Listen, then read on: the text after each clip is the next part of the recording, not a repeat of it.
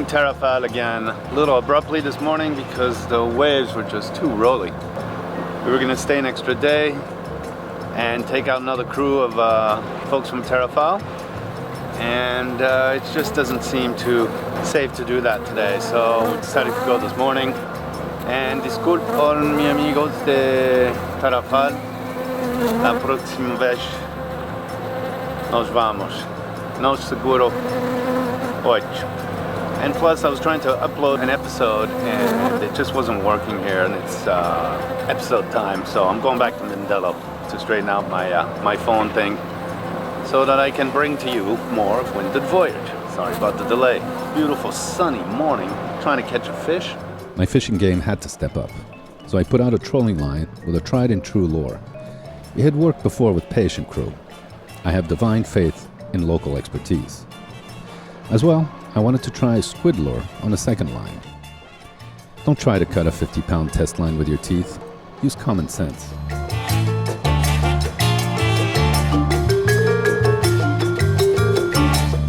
Two lines out, and about an hour later...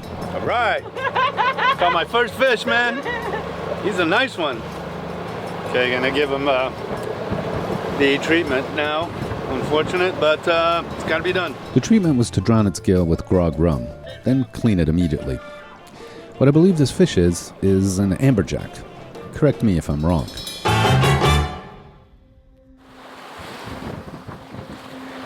After trolling for fish along the coast, we set sail and attempted to cross the Salvicente Canal. Nat took the helm again, and had to keep a close reach to make it across. But our heading was too far south, so we had to tack.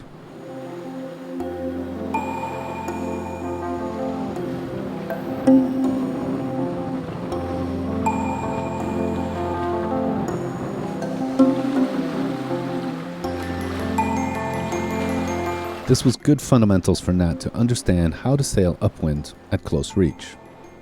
There is a sweet spot you can feel with practice. She'd felt the sweet spot, but had a tough time holding on.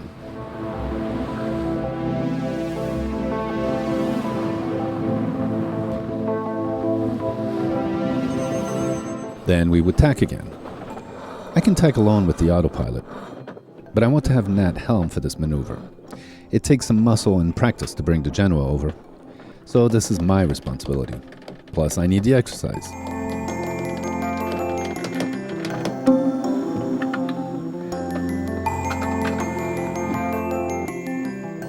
Once the Genoa is trimmed, I adjust the mainsail traveler.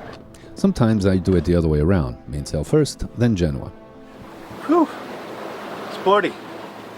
This is a great spot to learn. Good spot to do exercises. Good spot for Natacha to get used to Galopin. To manhandle him.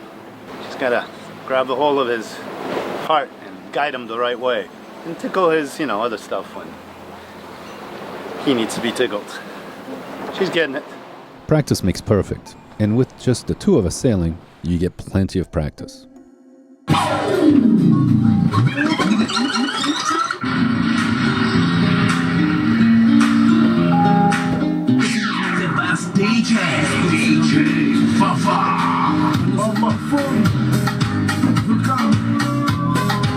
Nat was doing well.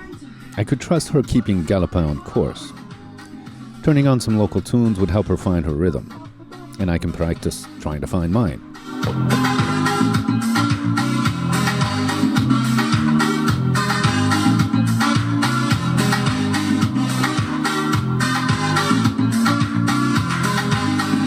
I checked up on her. She was steering too much into the wind, so I let her know. Allez, Nat! Come on, Natacha, you're embarrassing me! Get those sails filled up! That's it. Good. Elle flottille toujours. Tu peux pas contrôler Galopin en 15 nœuds de vent. Ouais. That's better. But she was right. The wind strengthened as we neared the coast. We had too much sail. Ideally, we should take a reef when the wind is above 12 to 15 knots. We didn't have that far to go, so we kept the sails fully deployed.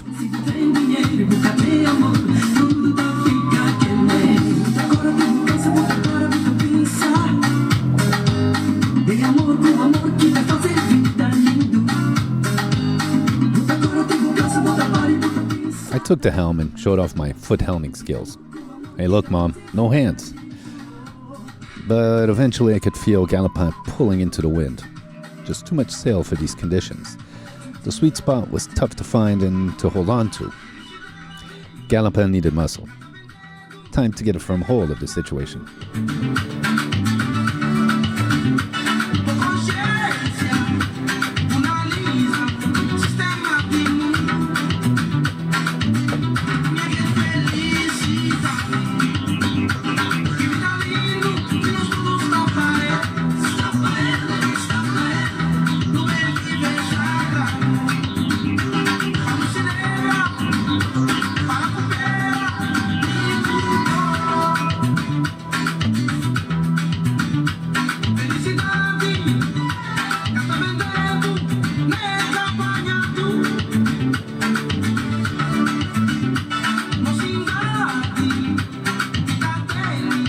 Galopin is one great sailing vessel, and much of that is thanks to my friend Daniel, who helped him be even better.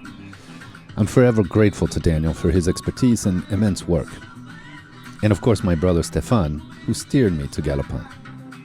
We entered Mindelo Bay under full sails. The last hour was pure sailing bliss, solid wind, small waves, and sunshine. It was a great way to finish.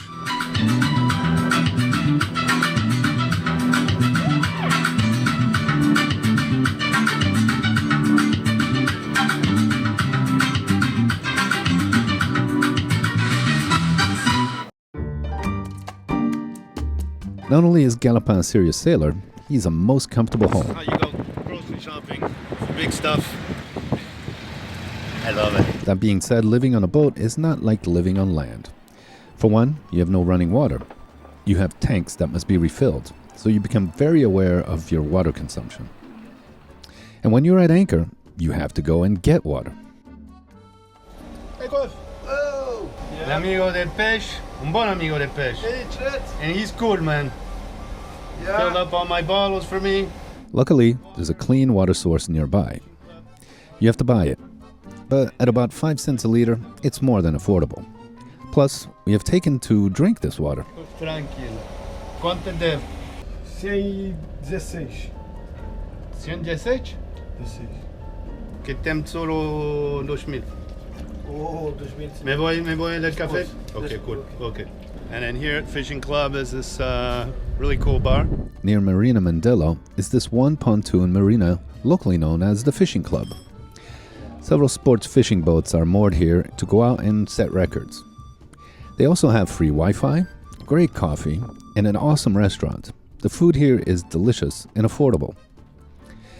And again, the people working are absolutely delightful and more than willing to help.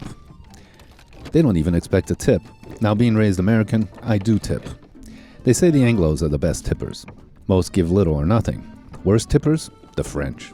Once the bottles are filled, well, you gotta get them aboard. We only stayed here a couple of nights, so I didn't bother putting the outboard on the dinghy. I need the exercise, and my crewmate Nat is on hand to help. I won't tip her. She's French.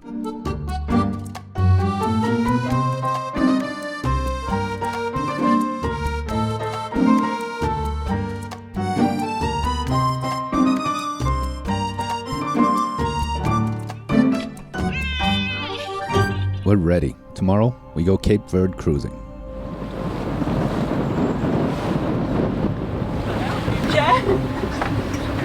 Attention, attention, attention, attention. Ne remonte pas dans le vent là, tu vas gîter.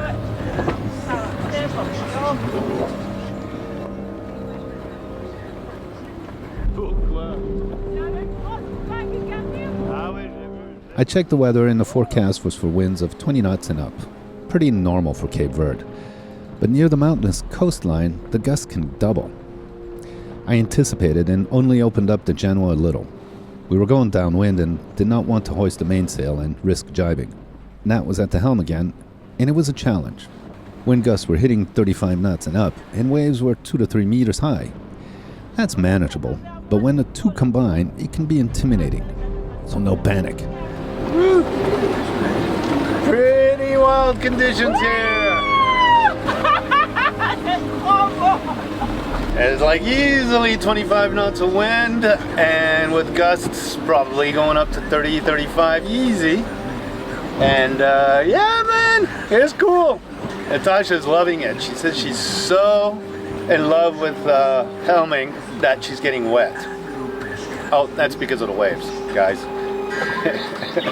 Pun intended. She got drenched by a wave and was soaking wet from top to bottom. Nat is an example of great attitude in these conditions. The reason why she is sailing with me. For me, a positive attitude is much more important than experience. My 2 rules are no panic and no drama. So thank you, Natacha.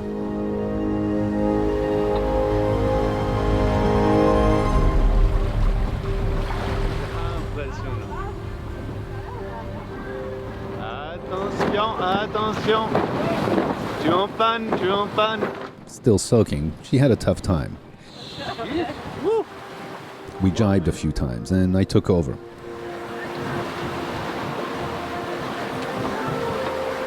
Whoa, man.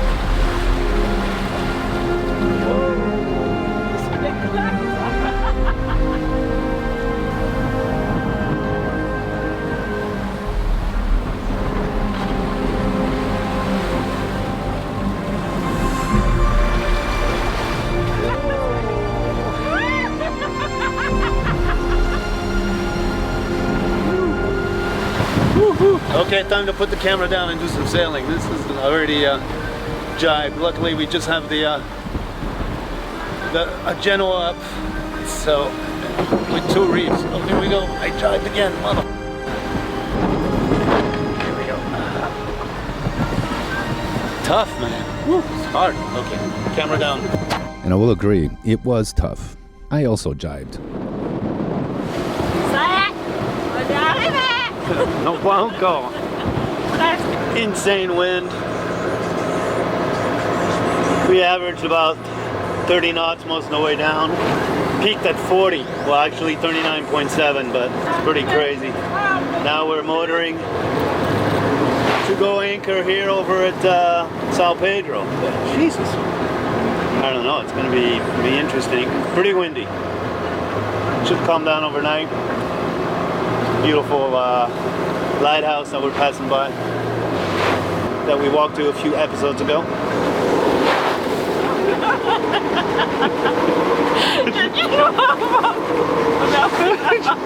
Natacha learned a lot the past few days, as did I. One sure lesson, no need for makeup when sailing. And put the rain gear on. Violent wind, man. F***ing crazy. I don't know if we'll be able to anchor here. We have no choice. Shit.